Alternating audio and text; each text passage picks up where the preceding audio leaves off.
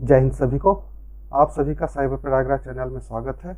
हमारा इस चैनल का मेन उद्देश्य ये है कि आपका पैसा आपके खाते में सुरक्षित रहे। साइबर अपराध की जानकारी ही आपको साइबर अपराध से बचाएगा। कैसे साइबर अपराध होता है, कैसे वो आपको गुमराह करते हैं, इसकी जानकारी आपको रहेगी तो आपके पास कोई फ़ोन आएगा या फिर आप कहीं फ़ोन करेंगे तो उसकी बातों में आने से आप बचेंगे और पैसे आपके सुरक्षित रहेंगे। ऐसे ही एक तरीके का फ्रॉड होता है जिसमें विदेशी नागरिक महिला बनकर या फिर विदेशी महिला ही आपसे दोस्ती और प्यार करते हैं। जब दोस्ती और प्यार हो जाती है फिर आपको कीमती गिफ्ट भेजते हैं।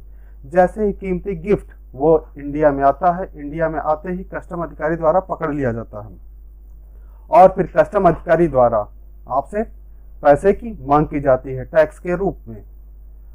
लेकिन वो जो टैक्स के रूप में पैसे की मांग कर रहे होते हैं कस्टम अधिकारी, वो भी फर्जी होते हैं। सारा का सारा काम एक ही कमरे से चलता है। ऐसे ही करोड़ों को ठगने वाले साइबर अपराधी को गिरफ्तार कर जेल भेजा गया। ऐसे ही करोड़ों के ठगने वाले साइबर अपराधी नाइजीरियन मूल रूप का रहने वाला ओंगस स्टैनली पुत्र ओंगस ओसुगोवू, ये रहने वाले हैं ओवेरी नाइजीरिया, जो वर्तमान में जौहर पार्क नई दिल्ली में रहकर सारा का सारा गिरोह चलाते हैं। दिल्ली में इसलिए इन्हें रहना पड़ता है क्योंकि जो खाते होते हैं, जिस अकाउंट में पैसा डालते हैं, आप विदेशी अकाउंट में पैसा ट्रांसफ़र नहीं कर सकते हैं, तो इनको इंडियन अकाउंट चाहिए होता है, जो कस्टम अधिकारी बन करके इंडियन अकाउंट में आपसे पैसे डलवाते हैं।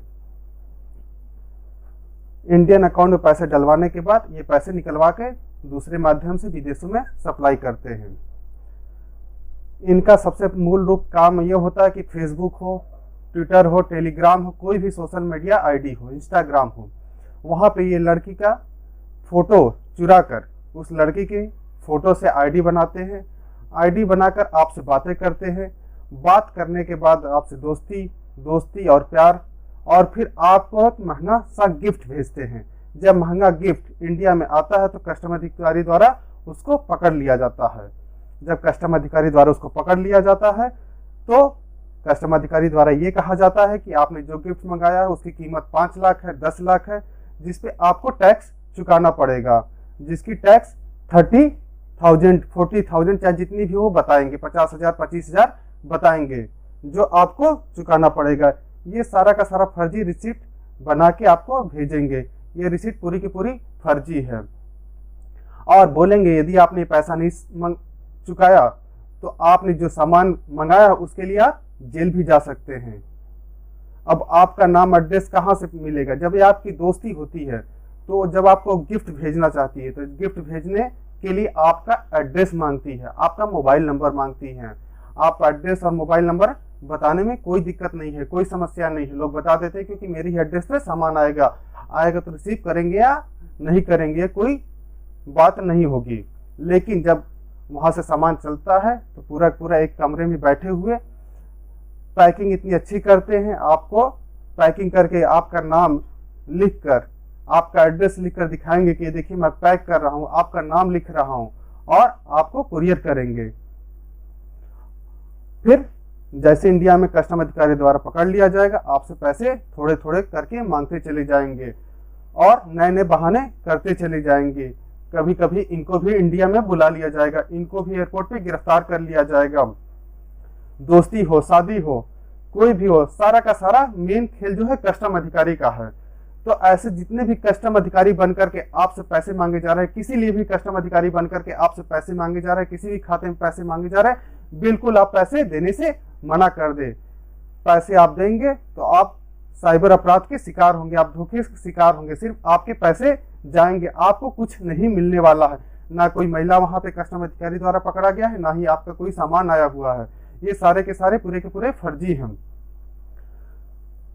जिन जिन तरीकों से आपको साइबर अपराध होता है, कैसे साइबर अपराध होता है, जैसे आपको पता चल गया कि अभी कस्टम अधिकारी द्वारा ऐसे अपराध किया जाता है, थोड़ी सी जानकारी और भी चैनल है और भी वीडियो हैं, आप देखेंगे समझेंगे कैसे कैसे साइबर अपराध होता है। तभी आप साइबर अपराध से बच पाएंगे। आगे आपकी दोस्ती होगी, किसी शादी के नाम पे दोस्ती होगी, किसी बात के लिए भी दोस्ती होगी।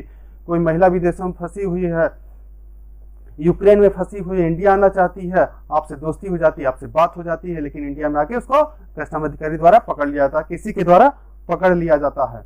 लेकिन आपको 1 रुपए भी किसी खाते में बिल्कुल नहीं देने हैं। अपने नजदीकी पुलिस थाना सूचना दीजिए, 1930 पे कंप्लेन कीजिए। कभी कभार ये साइबर अपराधी पकड़े तो जाते हैं, इनको गिरफ्तार तो कर लिया गया करोड़ों की ठगी के लिए। इन्होंने 20 लाख रुपए की ठगी प्रयागराज से की हुई है, जिस मैटर में इनको गिरफ्तार किया गया।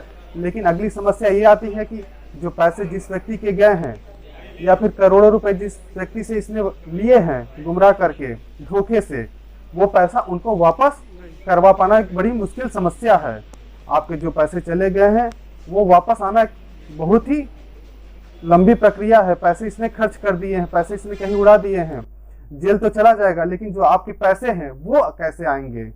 एक न्यायिक प्रक्रिया से आपको लंबा गुजरना पड़ेगा। लेकिन आप जागरूक रहेंगे, आप सतर्क रहेंगे तो आपके पैसे ही नहीं जाएंगे। धन्यवाद दोस्तों। इसी के साथ जागरूक रहिए, सतर्क रहिए। आप एक दूसरे के साथ जानकारी शेयर कीजिए, साइबर अपराध के बारे में बात कीजिए। हमारे साइबर प्रयागराज के चैनल से जुड़िए और जागरूक कीजिए एक दूसरे को। जय हिंद सभी को।